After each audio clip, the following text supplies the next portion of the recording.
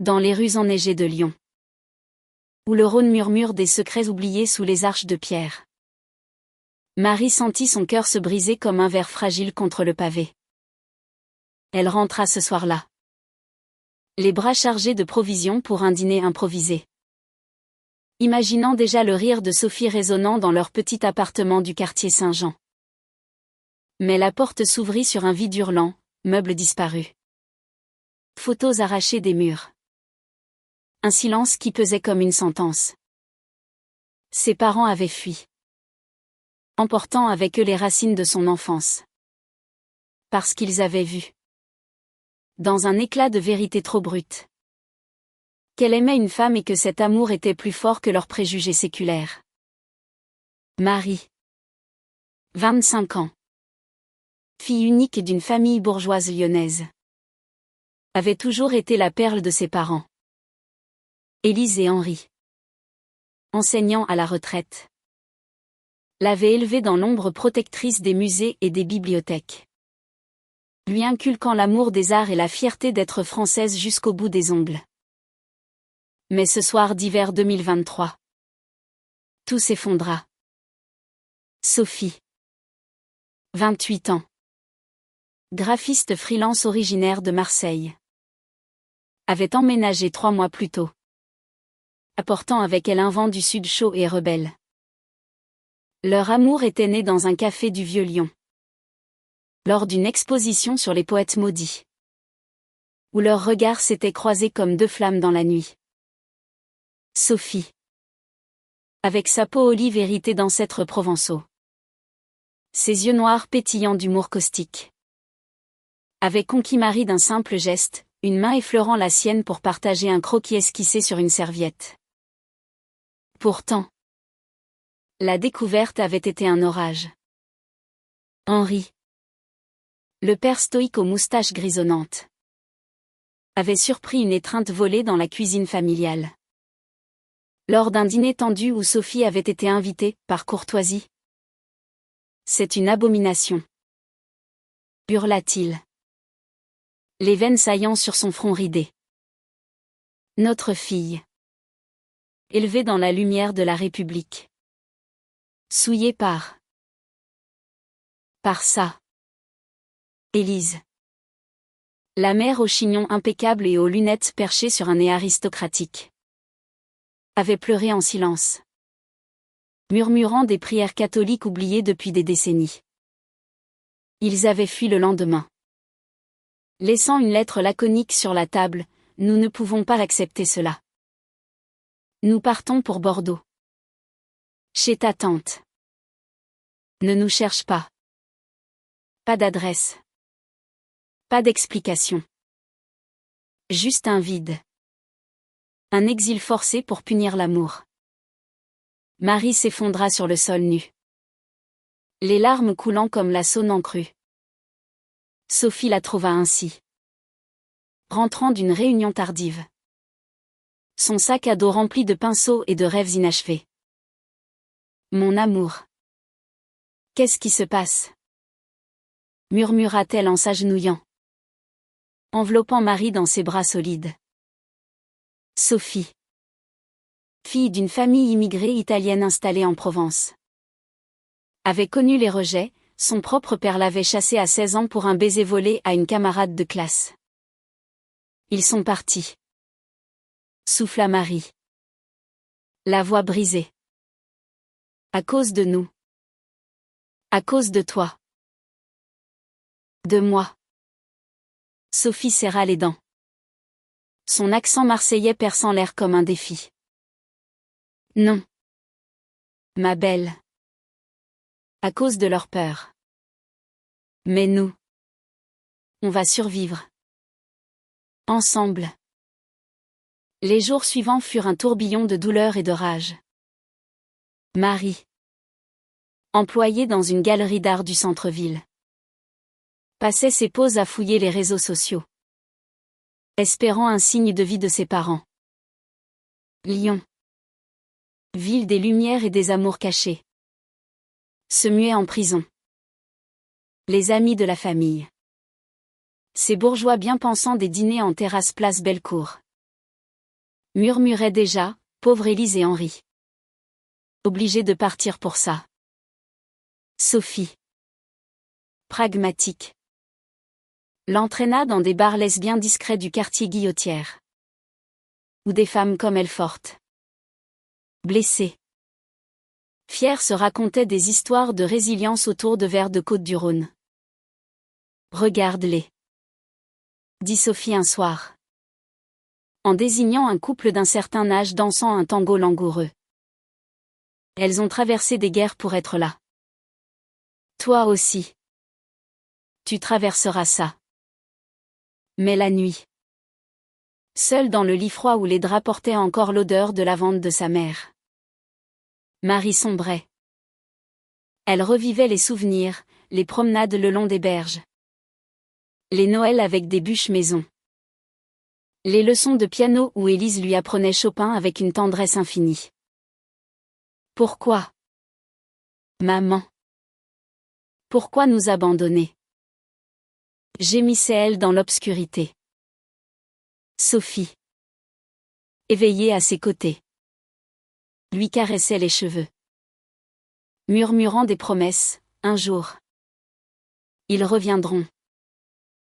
L'amour comme le nôtre. Il guérit même les cœurs les plus durs. Leur intimité devint un refuge fiévreux, des baisers urgents sous la douche. Des corps entrelacés qui défiaient le monde extérieur. Sophie dessinait Marie endormie. Capturant sa vulnérabilité dans des traits délicats. Comme pour immortaliser leur lien contre l'oubli. Au printemps. Quand les cerisiers de la parc de la Tête d'Or fleurirent en explosions roses. Marie décida de chercher.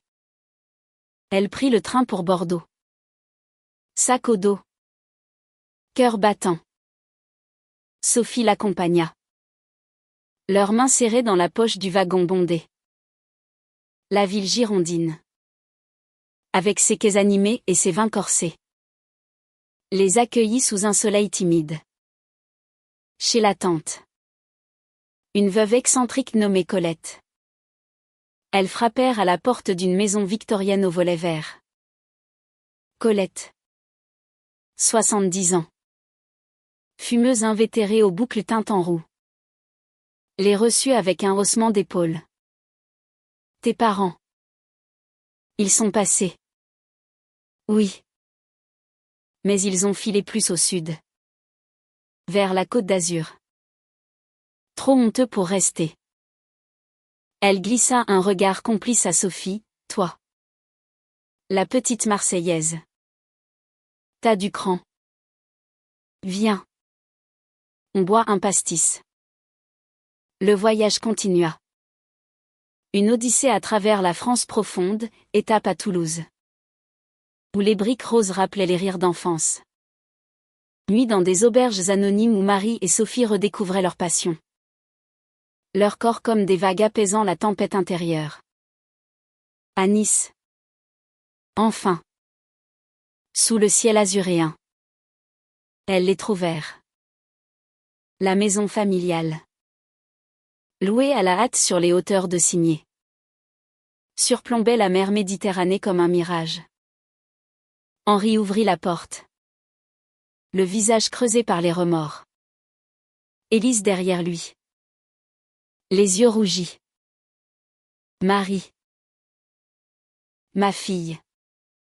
Balbutia-t-il. La voix rauque.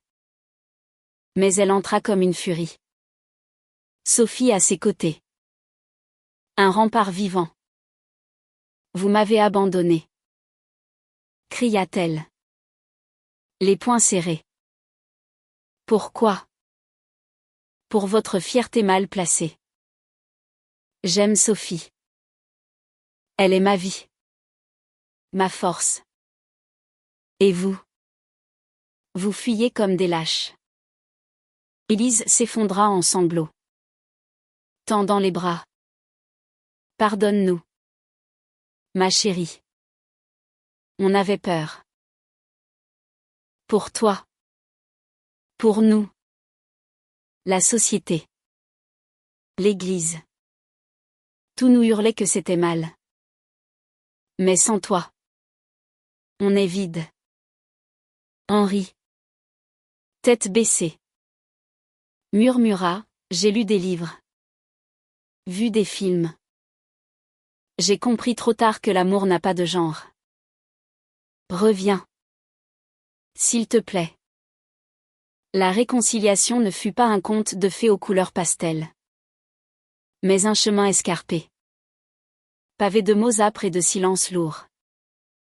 Marie et Sophie restèrent à Nice une semaine. Dans une suite d'hôtels surplombant la promenade des Anglais. Où les vagues chantaient des hymnes à la liberté. Les soirées étaient tendues, dîners familiaux où Henri évitait le regard de Sophie. Élise posant des questions maladroites sur comment deux femmes. Enfin. Vous voyez. Sophie. Avec sa franchise provençale. Répondait sans filtre, comme n'importe qui. Avec des cœurs qui battent au même rythme. Et du vin rouge pour fluidifier les veines. Marie riait jaune. Mais intérieurement. Elle bouillonnait. Était-ce suffisant? Leur amour. Forgé dans le feu du rejet. Pouvait-il pardonner si facilement? Pourtant. Des fissures apparurent dans l'armure parentale.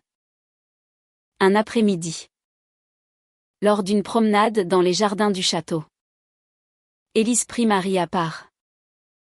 Je me souviens de ta grand-mère. Murmura-t-elle.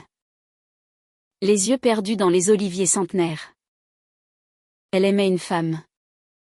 Tu sais. Dans les années 50. À Paris. Une danseuse de cabaret. Elle se cachait. Vivait dans l'ombre. Et quand elle est morte. Sans un mot. Mamie a porté ce secret comme une croix. Marie s'arrêta net. Le souffle coupé. Pourquoi ne m'as-tu jamais dit ça? Élise haussa les épaules. Une larme perlant. La honte. Ma fille. La même qui nous a fait partir. Mais toi. Tu es courageuse. Tu vis ce qu'elle n'a pu. Ce soir-là. Élise invita Sophie à partager un thé à la menthe. Et pour la première fois. Elle lui serra la main sans trembler.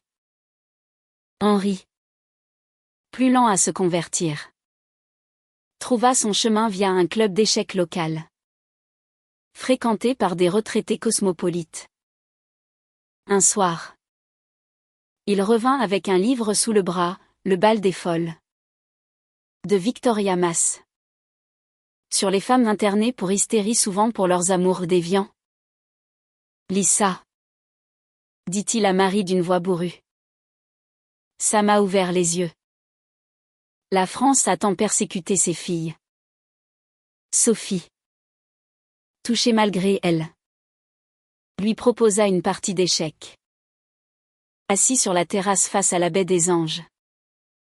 Ils jouèrent en silence. Le cliquetis des pièces comme un dialogue muet. Tu joues bien. Pour une Marseillaise. Grogna Henri. Et vous? Pour un Lyonnais coincé. Riposta-t-elle avec un clin d'œil. Un rire partagé brisa la glace. Mais le drama n'était pas achevé. De retour à Lyon.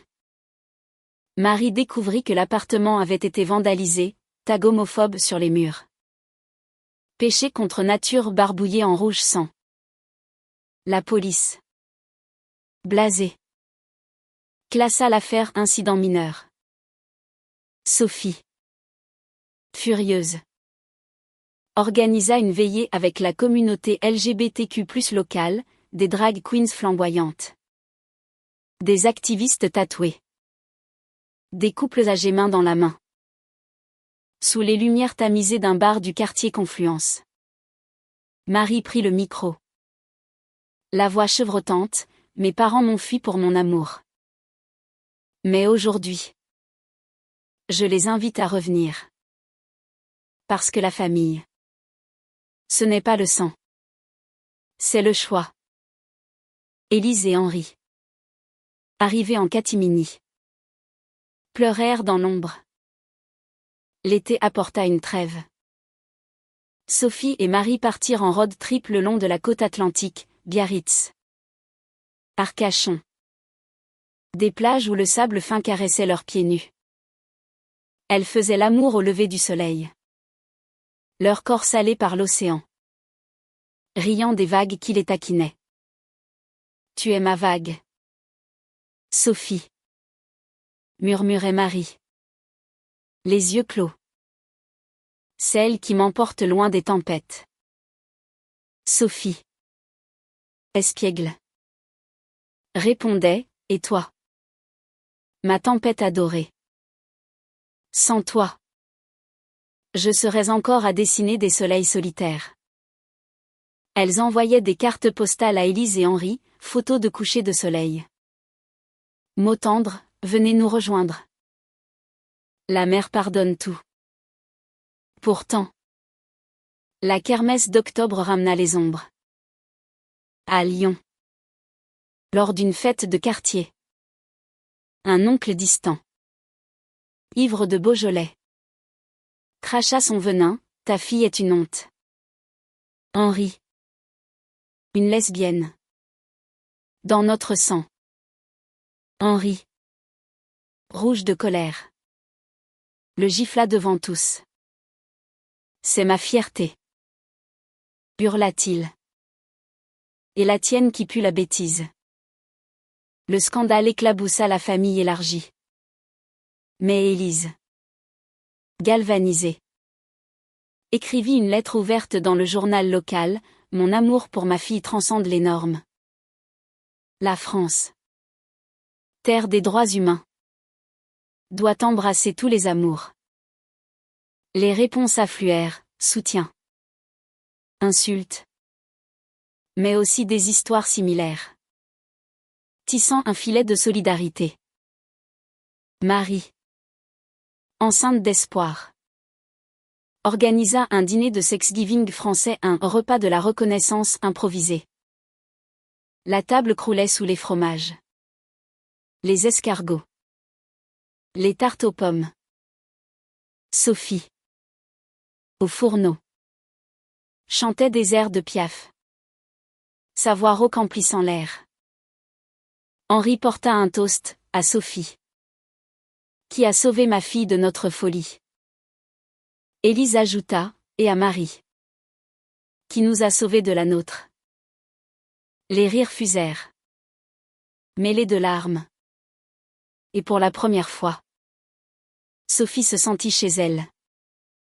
Pas comme l'intruse, mais comme la pièce manquante. L'hiver revint. Plus doux cette fois, enveloppant Lyon d'un manteau de givre scintillant. Marie et Sophie, renforcés par la fragile paix familiale, plongèrent dans un projet commun, une exposition d'art sur les amours invisibles.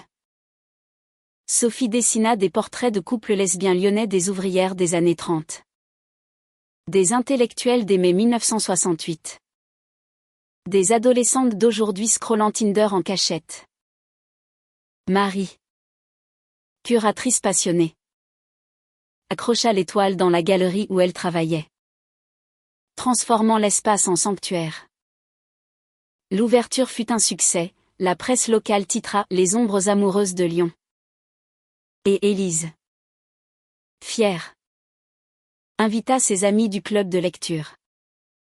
Mais le destin, ce farceur cruel, frappa à la porte sous forme d'une lettre anonyme. Sophie n'est pas celle qu'elle prétend, écrivait l'expéditeur. Fouillez son passé. Marie, sceptique, fouilla, un appel à un ex-amant de Marseille. Qui lâcha, Sophie. Elle m'a quitté pour une femme. Oui. Mais elle a un enfant. Une fille de 5 ans. Placée en foyer après que sa mère s'est barrée. Le choc fut un séisme. Sophie, Avachie sur le canapé. Avoue tout, c'était il y a 7 ans. Marie. J'étais perdue. Accro à la fête. Enceinte d'un one night. La petite. Léa. Je l'ai abandonnée à la naissance. J'étais pas prête. Marie recula. Le cœur en lambeaux. Tu m'as menti. Comment puis-je te faire confiance après ça? La dispute éclata comme un orage d'été, mots cinglants. Porte claquant. Nuit solitaire dans le lit conjugal. Sophie. Dévastée. Erra dans les rues pluvieuses. Aboutissant chez une amie du bar lesbien. Je l'aime. Sanglota TL. Mais je mérite pas son pardon. Marie. De son côté. Confia tout à Élise lors d'une visite impromptue. Maman. Elle a un passé sombre. Et si c'était un signe? Élise. Les mains tremblantes sur sa tasse de thé. Répondit, le pardon. Ma chérie. C'est ce qui nous a réunis. Toi et moi. J'ai fui ton amour. Tu fuis le sien. Va la chercher. L'humanité. C'est accepter les ombres pour aimer la lumière. Le lendemain. Marie prit le train pour Marseille. Seule cette fois. La ville bouillonnante. Avec ses calanques turquoises et son accent chantant. L'accueillit comme une vieille amie. Elle trouva Sophie dans un atelier du panier. Entourée de toiles inachevées. Les yeux cernés. Je suis venue pour Léa. Dit Marie d'une voix ferme. Et pour nous? Sophie hocha la tête. Menant Marie au foyer où la petite vivait. Léa. 5 ans. Cheveux noirs comme sa mère. Yeux verts hérités d'un inconnu. Jouait avec des poupées. Maman. Murmura-t-elle en voyant Sophie. Le mot brisa quelque chose en elle. Elles passèrent l'après-midi à la plage des Catalans. Sable chaud sous les pieds. Léa riant aux éclaboussures. De retour à Lyon. Avec Léa provisoirement chez elle, procédure en cours pour la garde. La famille s'agrandit. Henri. Grand-père improvisé. Construisit une cabane à oiseaux pour la petite. Marmonnant des blagues lyonnaises. Élise tricotait des écharpes.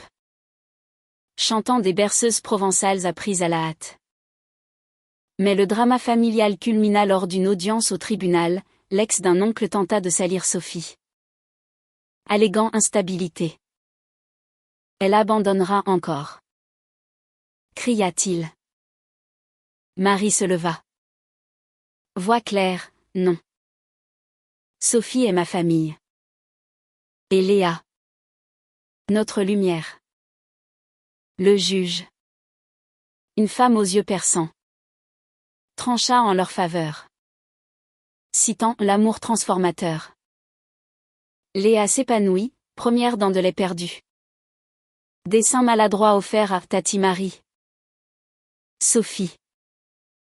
Rachetée par la maternité. Peignit une série, mère brisée. Amour recollé. L'exposition voyagea à Paris. Au Marais. Quartier des cœurs libres. Là. Lors d'une soirée de vernissage. Élise prit la parole, j'ai déménagé pour fuir l'amour de ma fille.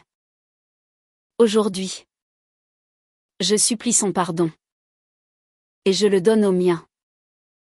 Les applaudissements fusèrent. Et Henri. Ému. Embrassa Sophie sur la joue. Pourtant. Une ombre planait, la santé d'Henri déclina. Un infarctus. Discret. Le cloua au lit. Marie veilla. Sophie cuisinant des bouillons. Léa dessinant des cœurs sur les draps. Merci, murmura-t-il un soir. Vous m'avez rendu la vie. Il guérit.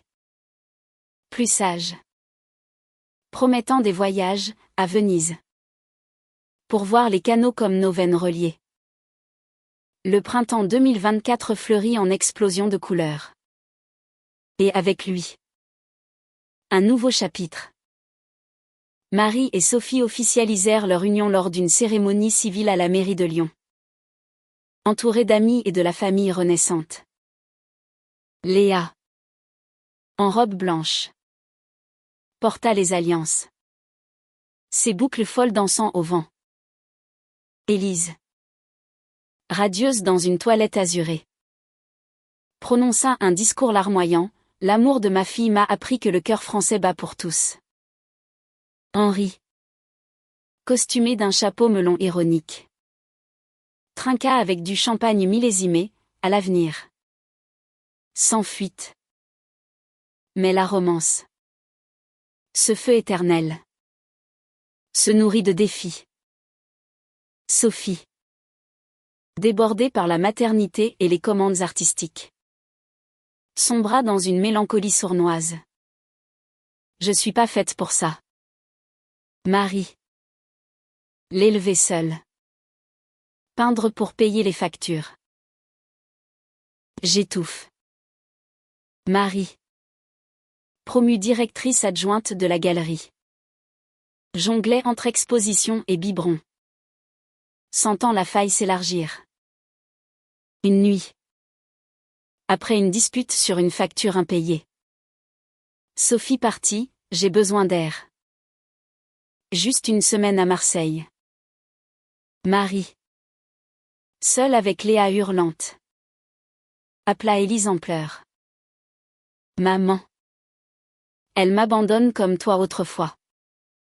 Élise arriva à l'aube, prenant la petite dans ses bras. Non. Ma chérie. C'est la peur qui parle. Va la chercher. Comme je l'ai fait. Le voyage fut une descente aux enfers enchanteurs. Marseille. Ville de contraste, port grouillant. Ruelle parfumée au thym. Révéla les racines de Sophie. Elles marchèrent dans le quartier de Noailles, où Sophie raconta son enfance, père ouvrier italien. Mère disparue. Nuit à voler des olives pour survivre. J'ai fui Léa par lâcheté. Admis-elle sur un banc face à la mer. Mais toi, tu m'as ramené. Elles firent l'amour dans une chambre d'hôte aux volets bleus. Corps urgents comme pour sceller un pacte. Reste. Supplia Marie. On est plus fortes ensemble. De retour. Elles consultèrent une thérapeute. Une Bretonne aux yeux perçants installée à Lyon. Les sessions étaient des catharsis, pleurs sur les rejets parentaux. Rire sur les stéréotypes lesbiens des films français. L'amour queer en France. C'est un tango avec l'histoire. Dit la thérapeute. Dansez-le. Léa, sentant la paix, commença l'école. Apprenant le français avec un accent marseillais charmant. Henri l'emmenait pêcher au Rhône. Lui apprenant les nœuds marins, la vie. C'est comme ça. Petite, on attache fort pour pas dériver. L'été apporta un tourbillon, festival des Lumières à Lyon, où Sophie illumina la place des terreaux d'une installation projection de couples embrassants. Silhouette fantôme se fondant en une. La foule applaudit. Et Élise, au premier rang, cria, c'est mon histoire. Mais le vrai drama surgit d'un appel inattendu, la tante Colette. Mourante. Léguait sa maison de Bordeaux à Marie. Avec une condition, réconcilie la famille. Pouvant-la.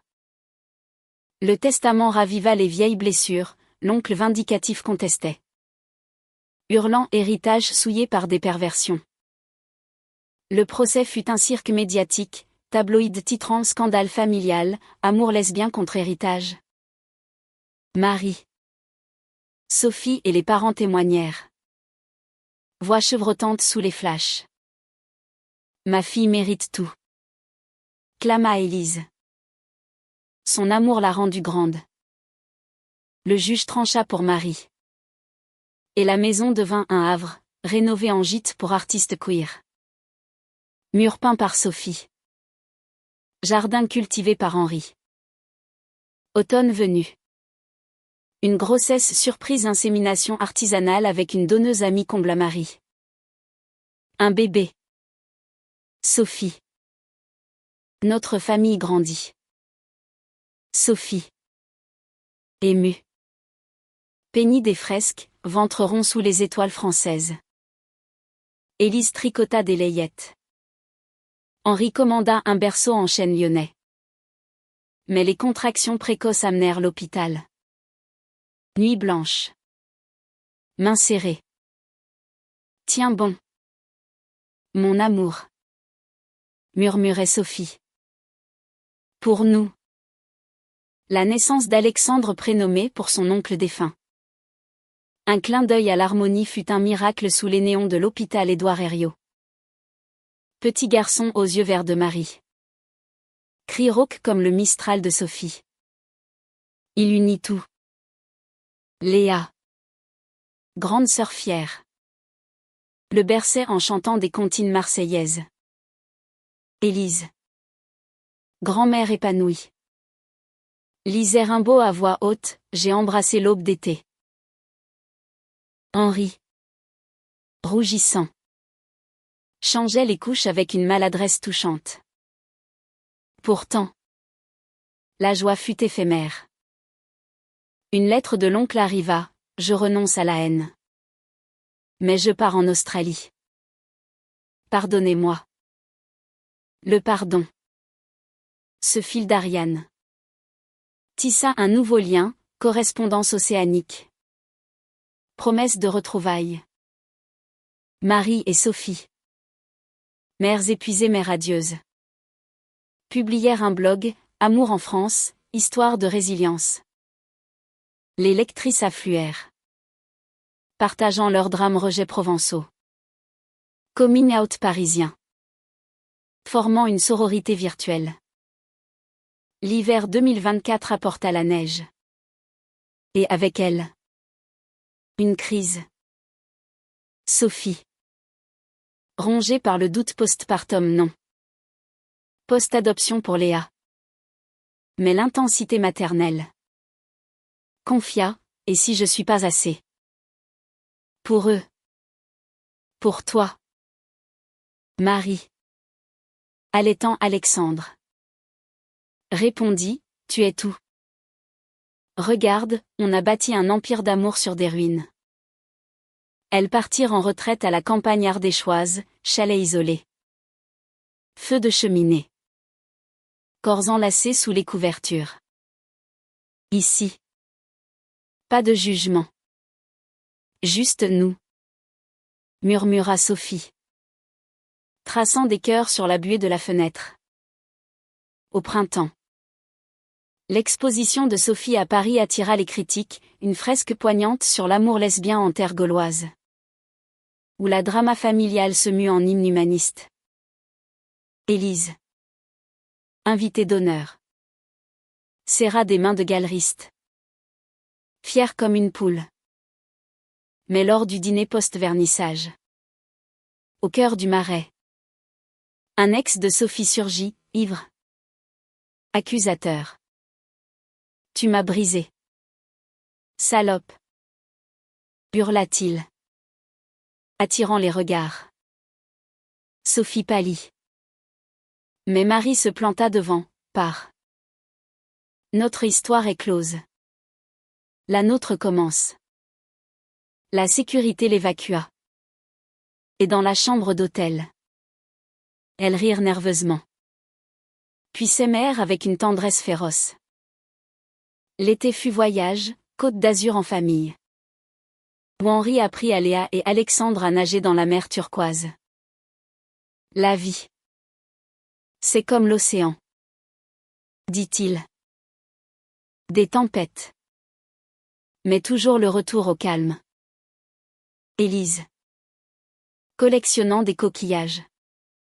Confia à Marie, j'ai supplié ton retour. Mais c'est toi qui m'as ramené à la vie. Les soirs. Autour de grillades de sardines. Sophie contait des légendes marseillaises. Alexandre gazouillant. Léa captivée. Pourtant. L'automne ramena l'ombre, diagnostic pour Élise. Un cancer discret au sein. C'est rien. Mentit-elle. Juste un bobo. Mais les chimios la clouèrent. Cheveux tombant comme des feuilles mortes. La famille se serra, Sophie cuisinant des bouillons fortifiants. Marie organisant des soins. Henri lisant Balzac à voix haute. Léa dessina des cartes, mamie guerrière. Dans les nuits d'hôpital. Élise murmura à Marie, ne regrette rien. Ton amour m'a guéri avant la maladie. Le drama culmina lors d'une rémission fragile, un pèlerinage à Lourdes. Élise suppliant un miracle. Marie et Sophie. Agnostiques. L'accompagnèrent par amour. Sous la pluie basque. Agenouillées. Elles prièrent à leur façon, pour la force. Pas pour des dieux. Le vrai miracle. C'est nous. Dit Sophie. Serrant la main d'Élise.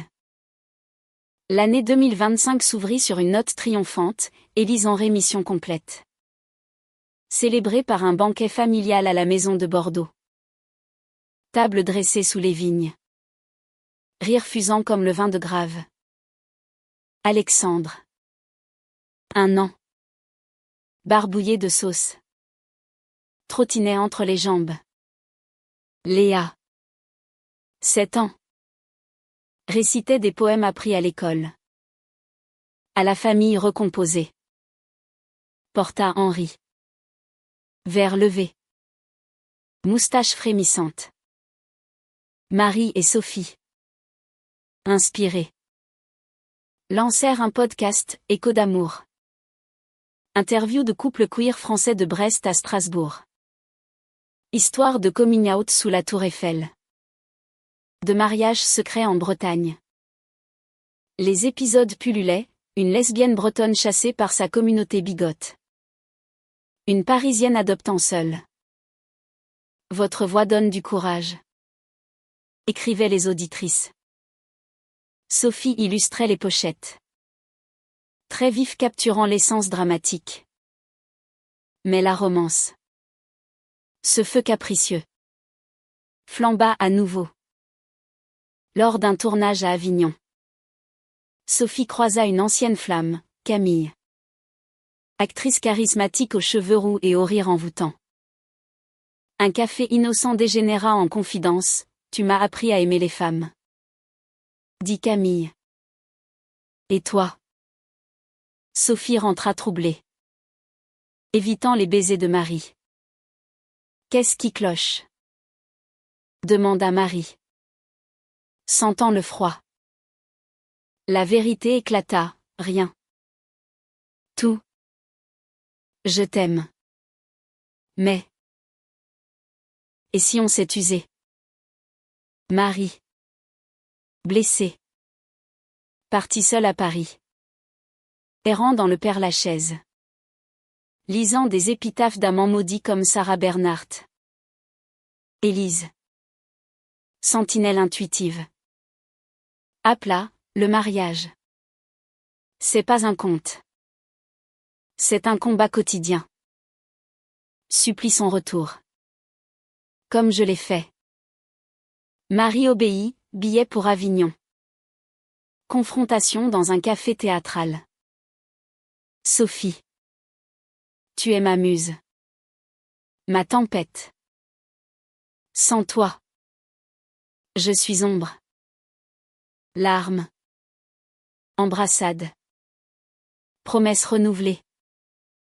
Elles rentrèrent enlacées. Transformant la crise en carburant, thérapie de couple. Week-end sensuel à la campagne. L'été apporta Léa en pleine adolescence précoce, premier crush. Question sur pourquoi maman Sophie embrasse maman Marie. Elles répondirent avec honnêteté, livre sur l'arc-en-ciel. Film comme Portrait de la jeune fille en feu. Alexandre. Babilleur. Mimait les baisers. Provoquant des éclats de rire. Henri.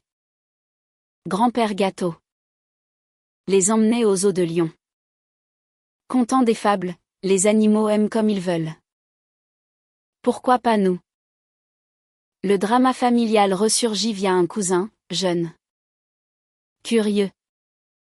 Venant à bout de souffle de sa propre coming out. Oncle Henri.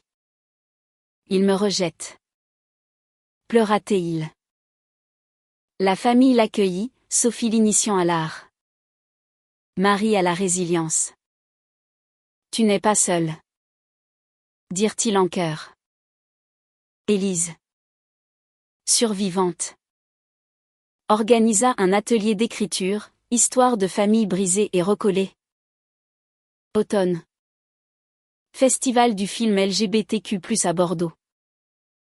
Sophie présenta un court-métrage, Fuite et retour. Inspiré de leur saga. Scène poignante, parents fuyant sous la pluie lyonnaise. Filles suppliant sur les quais niçois. La standing ovation fut cathartique. Élise. Au générique. Essuya une larme, c'est notre film. Pourtant. Une tempête finale, incendie à la galerie de Marie. Œuvre partie en fumée. Tout perdu. Sanglota-t-elle. Sophie. Pragmatique. Lança une cagnotte, sauvons l'art queer. La communauté répondit, dons. Toiles offertes. Exposition solidaire. De ces cendres naquit une galerie plus grande. Phénix des amours. 2025 toucha à sa fin. Et avec elle, une maturité douce amère. Alexandre marchait. Léa lisait voracement. Élise jardinait avec une énergie neuve. Marie et Sophie. 10 ans d'amour au compteur. Renouvelèrent leurs vœux lors d'une escapade à Montmartre, coucher de soleil sur Sacré-Cœur. Bagues échangées sous les étoiles. Pour les fuites futures. Et les retours éternels. Jura Sophie. Le podcast explosa, invitation télé. Débat sur France Inter. Vous parlez du cœur français battant pour l'égalité. Loua un journaliste. Mais la célébrité attira les trolls, menaces en ligne. Dick au bûcher. La police enquêta. Et Henri. Vigilant. Installa des caméras, personne ne touchera ma famille. Élise. Guérit mais marquée. Écrivit ses mémoires, de la fuite à la supplique. Best-seller modeste touchant des milliers.